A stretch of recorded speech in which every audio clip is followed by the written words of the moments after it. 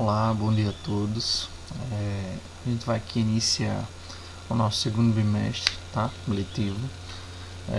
Pessoal do terceiro ano, a gente vai começar com matemática financeira, tá?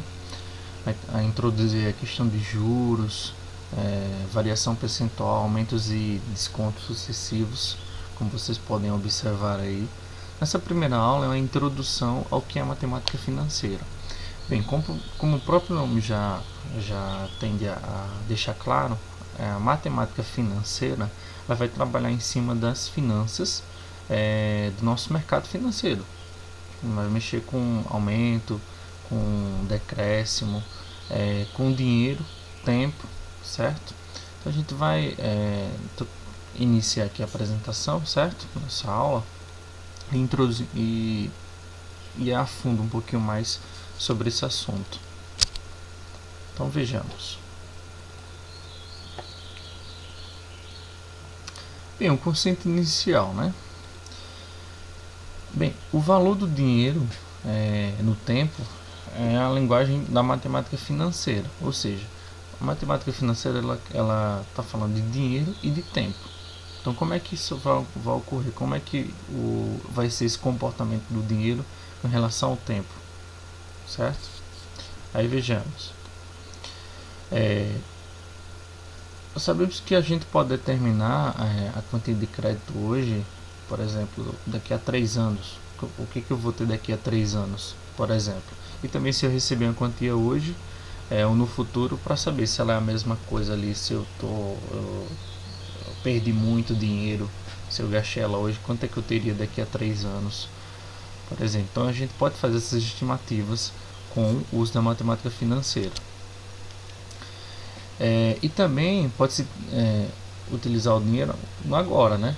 Ou seja, no ato de consumir, ou aplicar adiar esse consumo mais à frente. Continuando, o objetivo principal da matemática financeira é essa busca entre analisar a evolução do dinheiro ao longo do tempo, certo? Ou o que você vai gastar, né? O determinado valor de remunerações relativas ao seu tempo. Por exemplo, quando eu vou fazer um empréstimo no banco, quando eu vou comprar um bem parcelado, um carro, um bem de consumo eletrodoméstico, certo? Quando o juro incide sobre eles. Então tudo isso eu vou tratar aí da matemática financeira. Então eu demarquei dinheiro e tempo porque sempre vai ter relacionado os dois.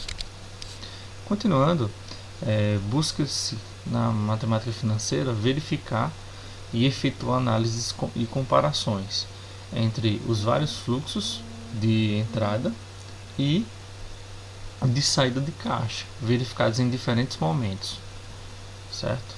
Ou seja, daqui a 3 meses, daqui a 2 anos, daqui a 15 anos, aí a longo prazo, né?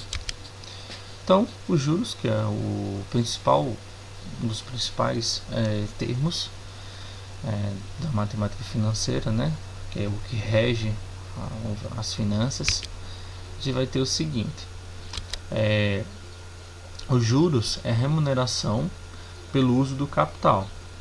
Eu tenho lá um capital, aí eu vou utilizar ele. Então, os juros é essa remuneração. Mas também pode ser remuneração pelo custo do crédito. O crédito aí, pessoal, quando a gente vai fazer um empréstimo, tá? Eu tô falando desse crédito aí. Então, quando a gente vai comprar alguma coisa no cartão de crédito, certo? O uso do capital é quando a gente tem, né, esse capital, quando é nosso. Bem, os juros, em resumo, é a remuneração do capital emprestado, podendo ser entendido como sendo o aluguel pelo uso do seu dinheiro, certo? Pelo uso do seu dinheiro, do dinheiro na verdade, do seu não, do dinheiro. Então, valor percentual. Vamos pegar aí um exemplo. Em uma cidade, o preço da passagem de ônibus passou de R$ 2,50 a custar R$ 3,00. Ou seja, tivemos aí um aumento de 50 centavos no valor da passagem, certo? Já em outras situações, a gente que em uma loja de roupas, o preço de uma calça teve um aumento de 120, foi para R$ 135. Temos uma variação de quanto? R$ 15, certo? Agora a gente vai analisar isso em relação aos juros incididos, né? No caso, os aumentos. Qual das duas situações teve o maior aumento? Então, vamos analisar a primeira, né? O primeiro ele foi de R$ 3 para R$ 2,50, certo? No caso, de R$ 2,50 para R$ 3, temos aí uma diferença, né? 3 menos R$ 2,50 é igual a 50 centavos. E a gente pode colocar isso pegando o valor em uma razão entre o valor do aumento, né? 0,50 centavos, com o valor inicial de 2,50. Temos aí uma razão que é igual a 0,2. E esse 0,2 a gente pode tratar ele da seguinte forma: 0,2 é a mesma coisa que 20 sobre 100. Desse modo, a gente pode dizer que 0,2 é a mesma coisa que 20%. Ou seja, na passagem de ônibus teve um aumento de 20% do valor inicial para o valor final. Já a calça jeans, né, a gente teve um aumento de 125, né, no caso 135, né, desculpem aí o erro, 135 para, no caso 120 para 135, tá? Desconsiderem esse 125 aqui, certo? Então foi de R$ 15, certo? Então vejamos, vamos fazer a mesma coisa, pegar o aumento, né, o valor do aumento foi R$ 15 e dividir pelo valor inicial, né? É uma razão aí. Então 15 sobre 120 dá 0,125. Desse modo a gente vai ter o seguinte: 0,125 dividido para 100 é a mesma coisa que 12,5%, certo? Então, logo de cara a gente vê que o aumento na valor da passagem de ônibus foi bem maior do que o da calça jeans, embora os valores, né, da passagem de ônibus foram bem menores, né, e os valores da calça jeans forem maiores. Então, a gente tem aqui valores de referência, tá? Sempre considerar o valor do aumento aí como referência na porcentagem. Então, continuando, a gente tem que o valor percentual é o seguinte: utilizamos aí o valor no exemplo da calça e vejamos outra maneira também de se calcular, certo? A razão entre o preço final e o preço inicial. Antes a gente calculou o preço do aumento, né, com o preço inicial. Agora a gente vai calcular o preço final e o preço inicial. Então vejamos, vamos fazer logo uma relação entre os dois, né? Preço final 135 dividido pelo preço inicial 120, deu quanto? 1,125. Vocês podem observar aí que o 0,125 está relacionado ao aumento, certo? E esse 1 aí, ele vai estar relacionado à quantidade total. Vejamos. O resultado obtido pode ser interpretado como, olhem só, temos 1,125, que é o total aí, né? Aí, onde 1 é o valor, os 100%, né? O valor que era antes, certo? E o 12, desconsiderem esse 112,5, tá? É 100% aqui, certo? E o 12,5, pessoal, vai ser o aumento, aqui, ó. Mais esse valor aqui que é o aumento, certo? Então, dos 1,125, que é igual a 112,5%, eu vou ter 100%, desconsidere esse valor aqui, 100% é equivalente a 1, né? 1 vezes o valor, mais 0,125%, que é o valor do aumento, os 12,5%. Essa é uma outra maneira de fazer a conta. Então, como 1,125 corresponde a 112,5%, a diferença entre esse percentual é 100% e o 100% é o aumento percentual de 12,5% que a gente já tinha calculado, certo? Então, quando o valor é reduzido, podemos utilizar o mesmo raciocínio. É o seguinte, vejamos aí. Após o início de um ano letivo, o dono de uma papelaria fez uma promoção considerando o mesmo percentual de desconto no pagamento à vista e para todos os produtos do estoque. Sabendo que uma mercadoria que custava R$ 25 passou a custar R$ 20, qual era esse percentual? Então aqui a gente vai fazer a mesma coisa. O preço, vamos calcular primeiro qual foi a variação, né? Então antes era 25, passou a custar 20, então 25 menos 20 é 5 reais, né? Ele aumentou, no caso ele diminuiu, né? Aqui está aumento mais a diminuição, certo?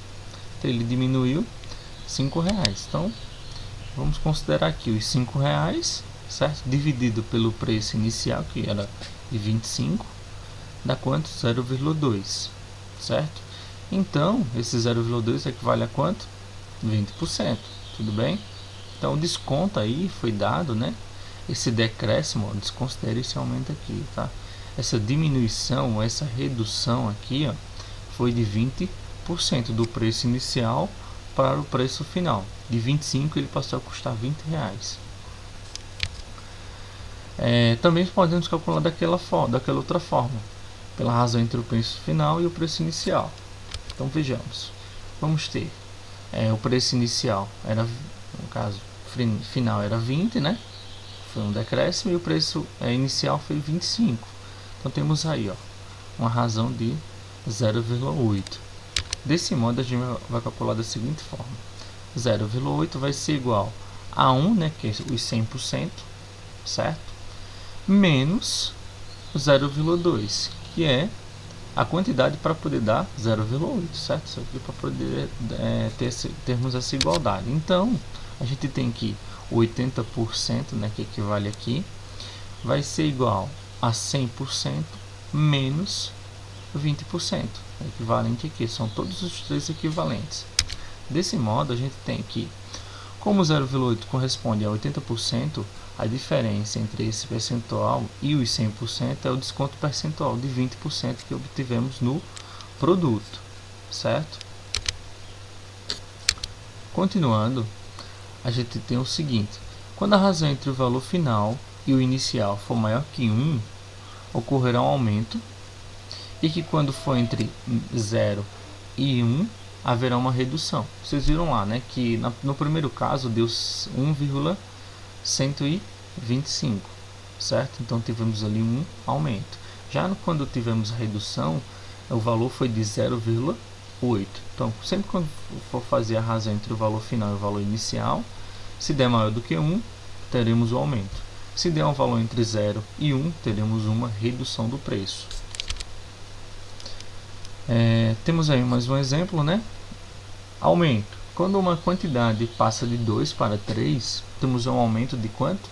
50%. Pois 2 dividido para 3 é 1,5, aí, ó, maior do que 1, que é igual a 1 mais 0,5. Concordam? 1,5 é igual a 1 mais 0,5.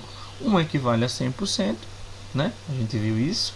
E esse 0,5 é o valor que aumentou, certo? É a taxa que aumentou. Já na redução a gente tem o seguinte, vocês vão ver um detalhezinho interessante. De 3 para 2. Tínhamos lá 3, reduzimos para 2.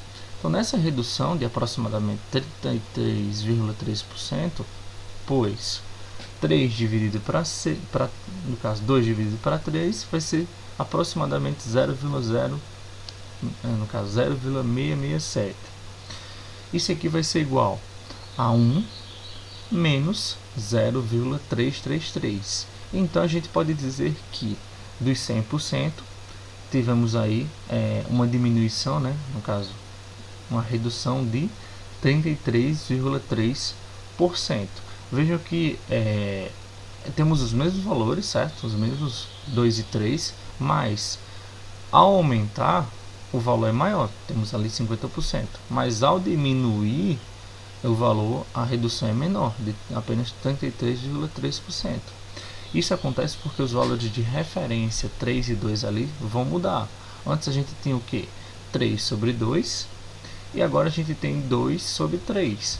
Então temos aí uma diferença no valor de referência, por isso que os valores dão diferentes.